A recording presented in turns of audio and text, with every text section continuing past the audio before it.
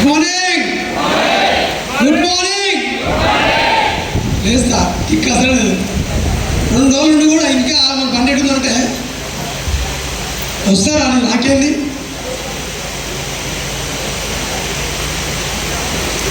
నేను 2వ boot camp వెనకాల కూర్చొని ఆడ కూర్చున్నాం కదా. 9వ బూట్ క్యాంప్ స్టేజ్ ఎక్కి మాట్లాడాను. అది మంటాడుతూ పని చేసిన.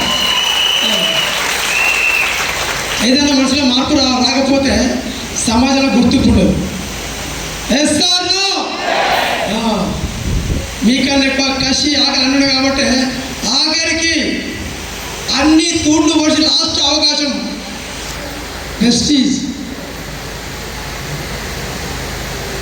ఎవరైనా స్టార్టింగ్గా వచ్చిన అవకాశం పట్టుకోవడానికి ఎవరు ముందుకు రారు కదా. నేను కూడా ఒక పేదరికం నుంచి వచ్చిన వ్యక్తిని అన్నీ చూసి ఆఖరికి డబ్బులు లేక ఫ్యామిలీ బ్యాక్గ్రౌండ్ కూడా ఒక లేని స్థితి నుంచి వచ్చినటువంటి వ్యక్తిని అన్ని చూసి ఆఖరికి అప్పులై పాలై ఈఎంఐ నాకు వచ్చే జాబులో కూడా ఈఎంఐ కట్టి డబ్బులు లేక లాస్ట్ అవకాశం కదా. ఆ అవకాశం పేరే ఎప్పుడు కూడా ఛాయిస్ తీసుకోలే, చివరి అవకాశం చూసాం కాబట్టి ఎంఎస్ఆర్ ఇప్పుడు ప్రతి విషయం పట్టుకుని పనిచేస్తూ ప్రతి మీటింగ్ వచ్చి ఇప్పుడు కూడా మెంటర్ ఎంచుకొని ఓకేనా అప్పుడు సరదా పనిచేసి ఈరోజు సక్సెస్ తీసుకున్నాం. ఒక సాధారణ వ్యక్తి ఆర్టీసీ కండక్టర్ పనిచేస్తే నెలకు 32,000 జీతం వచ్చి 30,000 ఈఎంఐ కడితే మిగిలే 2,000 సార్. 2,000 సరిపోతాయా? సరిపోతాయా? పేరుకే జాబ్. నేను అనుకున్న జాబ్ వస్తే ఏదో ఒడుస్తా నరుకుతా పిక్ అంటే ఏం చేయాలి. జాబ్ వస్తే జీతం వచ్చి జీవితం మారలేదు. 11 ఏళ్ళు పనిచేస్తే లైఫ్ మారలేదు. అనుకున్న తర్వాత లాక్డౌన్ స్టార్ట్ అయింది. డబ్బులు లేక సార్ అవకాశం ఇచ్చి వెళ్ళిపోయిన తర్వాత నాకు అర్థం కాక ఆగిపోయినా డబ్బులు లేనప్పుడు సార్ మాటని ప్రతి మీటింగ్ తెలుసుకొని నేను గట్టే పడుకొని 2020 నవంబర్లో డ్యూటీ బంద్ చేసిన. బంద్ చేసినప్పుడు ఇంట్లో అమ్మ నాయన నాకు చేసుకున్న భార్య కూడా ఒప్పుకోలేదు. సబ్బుల కంపెనీ. ఏ కంపెనీ? నాకు డబ్బుల కంపెనీ. మీటింగ్ పోయిన తర్వాత అర్థమైన తర్వాత ఇక్కడ డబ్బులు కట్టలేదు, కట్టించాలి మూసేసేవాడు లేదు కాబట్టి నేను డిసైడ్ అయినా ఒక 1 ఇయర్ దాకా ఎవరు చెప్పిన సమాధానం చెప్పేసి ఎంతోమందికి చెప్తే ఎగతాలు చేసిరు, ఎక్కిరిచ్చిరు, అవమానించిరు, కించపరిచిరు. ఎవరేమన్నా పర్లేదు, ఎంతమంది ఎగతాలు చేస్తే అంత సక్సెస్ అని డిసైడ్ అయ్యారు. ఇక్కడ వాళ్ళు ఎక్కడ అనుకున్నారు కాబట్టి అట్లా డిసైడ్ అయ్యారు కాబట్టి 2020 నవంబర్ డ్యూటీ బంద్ చేసిన. బంద్ చేస్తే ఆమె వెళ్ళిపోయింది. వెళ్ళిపోయింది అందరికీ అంతే ఉంటుంది. పోయినా మళ్ళా కూడా వచ్చింది. ఎప్పుడు వస్తుంది సార్? ఇన్కమ్ వస్తాడు. బంద్ చేసినాక అమ్మ నేను ఒప్పుకోలే, మేడం ఒప్పుకోలే. తర్వాత అనుకున్నా 2020 నవంబర్లో డ్యూటీ బంద్ చేస్తే డిసెంబర్ చెక్ 14,000 వచ్చింది. జనవరి 18, ఫిబ్రవరి 40, ఫిబ్రవరి 60, మార్చి 78, ఏప్రిల్ 91, మే 1,02,000 తీసుకున్నా. అప్పుడు పోయినా మళ్ళీ వచ్చింది ఇంటికి. అప్పుడు అంటుంది బాగా సబ్బులు బాగుండే అంటుంది. స్టార్టింగ్గా సబ్బులు అమ్మితే నజలు పోతే నేను రానని చెప్పింది. నేను చెప్పిన సభ్యుల కంపెనీ మీటింగ్ పోయి నేను తెలుసుకుంది, నేను మారాల్సింది, నేను గెలవాల్సింది అని చెప్పేసి డిసైడ్ అయినా. స్టార్టింగ్గా చుట్టాలకు ఫోన్ చేస్తే సబ్బులు అమ్ముతున్నావు, ఊడి వీకేసిరా, లేపేసిరా, ఎత్తేసిరా, పీకేలు నేనే వీక్కున్నా. నేనే పీకపోతే ఈరోజు టికెట్ ఇక్కడ సర్వీస్ 28,000 దాటిస్తా. ఎన్నేళ్ళు? 28,000 పనిచేసిన 60,000. ఆఖరికి కండక్టర్ పనిచేసినప్పుడు ఒక ఆయన బాగా తాగి ఫస్ట్ ఎక్కిండు. నేను టికెట్ ఇస్తే మర్తడి పల్లికి క్లీన్ చేసుకుంది. ఇలా దగ్గర లేవాట పో అంటే ఇలా పక్కనే టికెట్ ఆయన.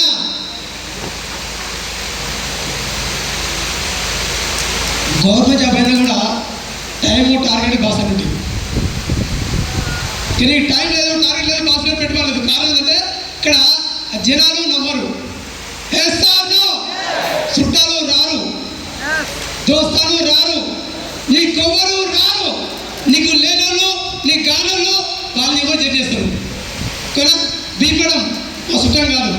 నేను జాంజికి చెప్పాలంటే బాలం శ్రీనివాస్ ఎవరు ఆయన కూడా రాలే, ఆయన కొంత మాట్లాడుతూ వచ్చినాను కదా. అట్లా నలుగు తయారు చేసిన ఎంతమందిని బస్సు ఆపుకుంటే బీపీడ వచ్చింది మీటింగ్కు కదా. ఓ ఫ్రెండ్కు బట్ట అని చెప్తే మీటింగ్కి వచ్చిండు అంటే ఉన్నట్టు తోడాలి, లేని చెప్తే సార్ చెప్తాడు కదా. నీ తెలివి ఉంటే కన్ఫిడెన్స్ చేయి, నీ 2 చేస్తే 3 సక్సెస్ వచ్చింది ఇక్కడ.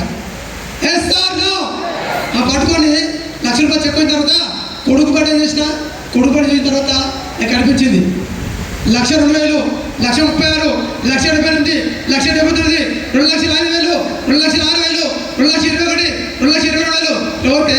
నా అజే చెక్ 12 లక్షలు ఇక్కడ.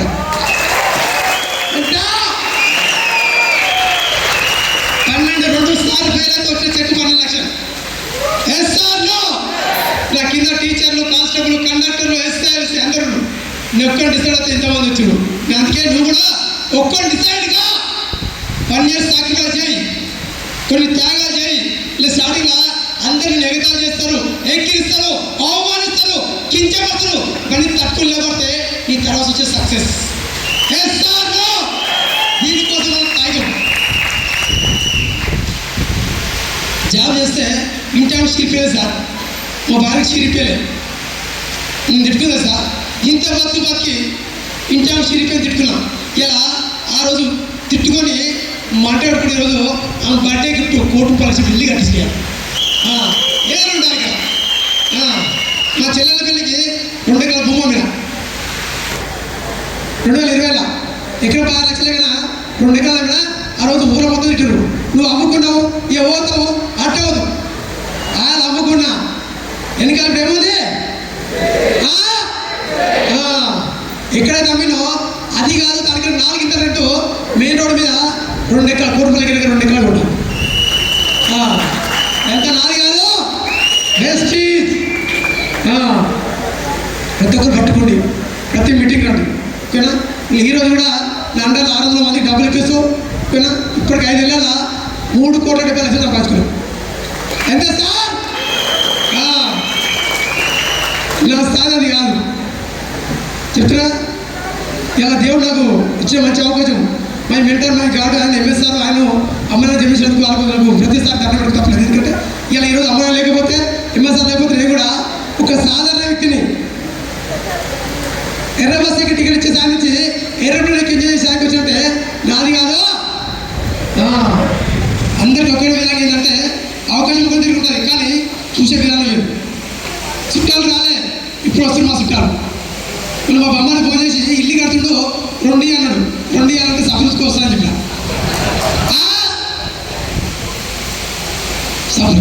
సభ్యులకు కల్పిస్తాను కొంత సభ్యు దాని ఎందుకంటే ఈరోజు సభ లేకపోతే నేను బతకలేను ఇలా. ఇలా విషయం లేకపోతే నా లీవ్ నా లైఫ్ లేదు కదా. ఇప్పుడు కూడా ఇది కాదా కదా, నాకు కూడా అందరికీ కొద్దిగా ఉంది కాబట్టి నేను గట్టెప్పటికి పని చేస్తున్నా. ఇలా మా ఇంట్లో కూడా మా అమ్మ నాన్నకు, మా భార్యకు ఒక మంచి రెస్పెక్ట్ ఇవ్వాలి. సమయం లేకుండా పని చేస్తే సక్సెస్ తీసుకొని రేడియో లేకుండా ప్రతి విషయాన్ని కొనుక్కుంటాం. Success success success. Yes or no. ఒక 1 year సాక్రిఫైస్ చేయి. నేను 6 లక్షలు చేసుకున్నా. ఎంఎస్ఆర్ ఎందుకు కథ విన్నా నేను ఇప్పుడు కూడా తగ్గాలి నెగ్గాలి. కానీ ఇలా ఎప్పుడైనా 12 సమానం ఇలా జాబ్ చేస్తే జీవితం మారుతుందా? కారు ఉంటేనా? కళ్ళగంటేనా? ఇలా ఊళ్ళో ఒక దోస్తాను మొత్తం ఒకప్పుడు మా ఫ్రెండ్స్ మొత్తం సఫలంతో రావాలంటే ఈరోజు రెస్పెక్ట్, డబ్బుకు రెస్పెక్ట్ కదా. ప్రతి ఒక్కరు మీటింగ్ రండి, తీసుకోండి, కట్టెపట్టుకోండి. ఈరోజు 12 లక్షల చెక్ కూడా నా దృష్టిలో చిన్న చెక్కే. నేను ప్రస్తుతం ఒక విషయం ఏం చెప్తానే, ఇది మహాసముద్రం, ఇది మహాసముద్రం. నీ క్షేత్రం అయితే చెంగు తీసుకో, ఓపుకుంటే చెంబు పట్టు, ఓపుకుంటే పిండ పట్టు. నాకు నీకన్నా ఓపుకుంది కాబట్టి పైపు పైపు లైన్ జాబ్ చేస్తే నెలకు 32,000 విషయంలో రోజులు 40 తీసుకుంటా ఎంత ఇది కన్నా కావాల్సింది రోజుకు 1,00,000 కావాలి రోజుకు. అందుకే నేను ప్రతిసారి ఏమంటే 1 year నీకు 1 year 1 lakh, నాకు 1 day 1 lakh. నాకు గెలిపాలి వాస్తవానికి అయితే నేను ఈరోజు ఇస్తాది కాదు ఓకేనా. ఈరోజు నాకు ప్రతి దానికి వస్తే కూడా నాకు బాధ అనిపిస్తుంది. ఎందుకంటే ఎక్కడో కర్మేరు వ్యక్తి ఈరోజు కష్టపడుతూ ఒక మంచి సక్సెస్ ఇంత మంచి స్ఫూర్తిలో కావాలంటే ఈ క్రెడిట్ మొత్తం నాది కాదు, మై గాడ్ ఎంఎస్ సార్. నేను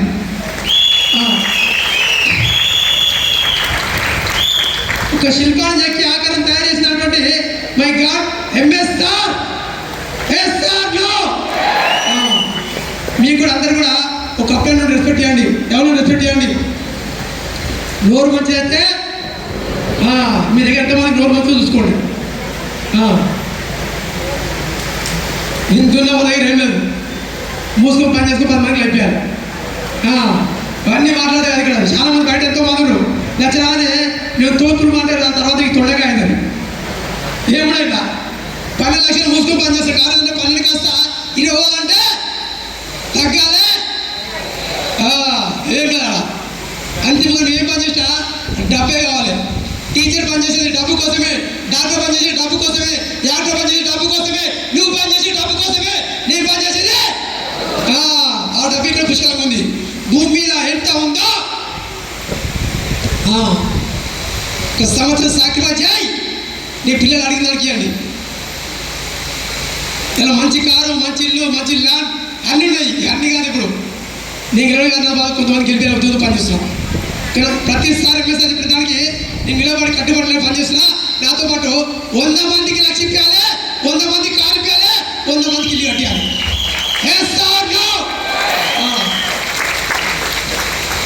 ఇప్పుడు 3 ఇళ్ళని నేను కట్టిన 1,30,00,000 నా కింద బీబీ మేడం 1,60,00,000 సక్సెస్ ఎవరు సొత్తు కాదు.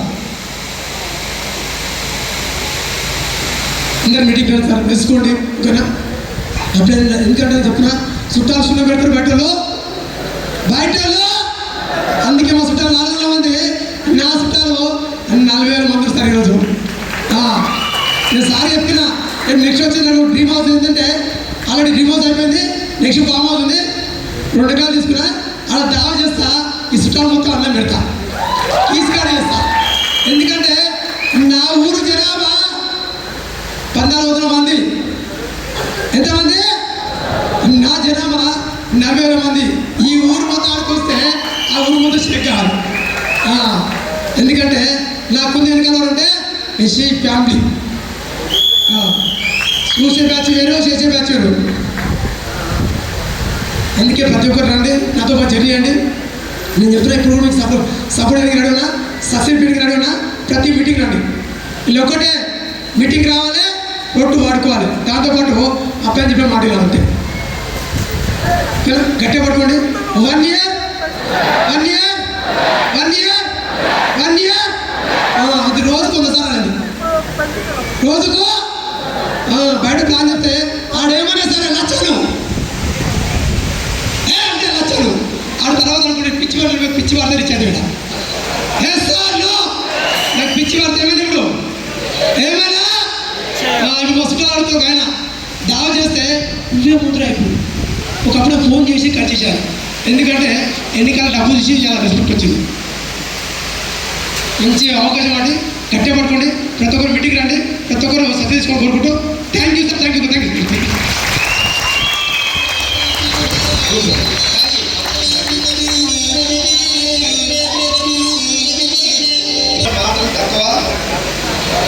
మాటలు తక్కువ పని ఎప్పుడు మైక్ కావాలా, నాకు గుర్తింపు కావాలా, నేను మాట్లాడాలి ఎప్పుడు ఇస్తే మాట్లాడుతుంటే లేకుంటే ఏదో ఒక పని చేస్తూ ఉంటాడు. ఆయన మైండ్ సెట్ మొత్తం జనాలను తరలించే దాంట్లో ఉంటాడు. ఎక్కడ మీటింగ్ జరిగినా నా టీం ఎక్కువ మందిని కూర్చోబెట్టుకోవాలి. ఇది ఇప్పుడు కాదు, స్టార్టింగ్ నుంచి డే 1 నుంచి కూడా చూశాను. అప్పట్లో డిఎల్సీపీ మీటింగ్లు పెట్టేవాడిని. మన అసోసియేషన్లో ఎవరు లేరు అప్పుడు మీటింగ్లు పెట్టేవాళ్ళు. పెడితే పిఎస్ఆర్ గారు చిలకలపేటలో పెట్టాలా, హైదరాబాద్ పెడితే ఓన్లీ నేను ఒక్కనే పెట్టేవాడిని. అప్పుడు బాల శివశక్కు లేదు, రమేష్ శక్కు లేదు, పాండుకు లేదు, సైదుకు లేదు. ఎప్పుడు అందరూ మొక్కలు కాస్త మహావృక్షాలే మీటింగ్లు పెడతారు. అప్పుడు రాసేవాళ్ళు తెలుగులో బ్యాటర్ గుర్తుందా శివ సార్? శ్రీ శ్రీ శ్రీ శ్రీ ఎంఎస్ఆర్ గారు ఒక లెటర్ రాసినట్టుగా అతి రాసినట్టుగా రాసి వస్తున్నారంటే మేము వస్తున్నాడంటే ఈడంతున్నాడు అనుకుంటే అందరూ ముగ్గురు పడిపోయారు పోయేవాళ్ళు. ఆయన పోయినా కోడి తెగించుకొని లోపలికి పోయేవాళ్ళు. సో చాలా మంచి మైండ్ సెట్. ఎప్పుడు వర్క్ వర్క్ వర్క్ వర్క్, పనే ప్రత్యక్ష దైవం. ఎంత చెట్టుగా అంత గాలి ఉంటుంది, ఎవరా కాదా? ఇప్పుడు 12 లక్షలు వస్తే నెలకు రోజుకు 1 లక్ష కావాలనే డ్రీమ్ పెట్టుకోండి. పని చేసేవాడు మైండ్ సెట్. అదే గొప్పలు చెప్పుకునేవాడు నేను పొడిసా 12 లక్షలు, అవునా కాదా? ఇంకో విషయం, పాండిసరంలో అమ్మారామలో ఇంటి దగ్గర కొంచెం పొలం ఉంది, మరీ లేనివాడే కాదు. అడిగా ఒకసారి, పాండిసరానికి ఇంత ఆకలి ఎందుకు? సరే శాలరీ ఎంత తక్కువ, 30,000 వస్తుంది, ఆకలి ఉండాలి, మరీ లేనివాడి కాదు కదా. మీ అమ్మ మీ నాన్న కొంచెం పొలం సంపాదించి, ఆ పొలం మంచిగా రేటు ఇప్పుడు వచ్చింది, నువ్వు ఆల్రెడీ కోటీస్తుండే కదంటే అది నాది కాదు సార్, నేను సంపాదించలేదు. ఎంత మంచి మైండ్ యాటిట్యూడో చూడండి, అవునా కాదా? ఏ రోజు నాకు పొలం ఉంది ఇంటి దగ్గర ఇప్పుడు బిల్డప్ చెప్పుకోవాలి. ఎన్ని ఎకరాలు ఉంది పర్సన్ దగ్గర? 10 ఎకరాలు. చెల్లెలు పెళ్ళిళ్ళకు 4 ఎకరాలు ఉంది, ఇప్పుడు 6 ఎకరాలు ఉంది. 6 ఎకరాలు అంటే ఎకరా 2-3 కోట్లు ఉంటుంది.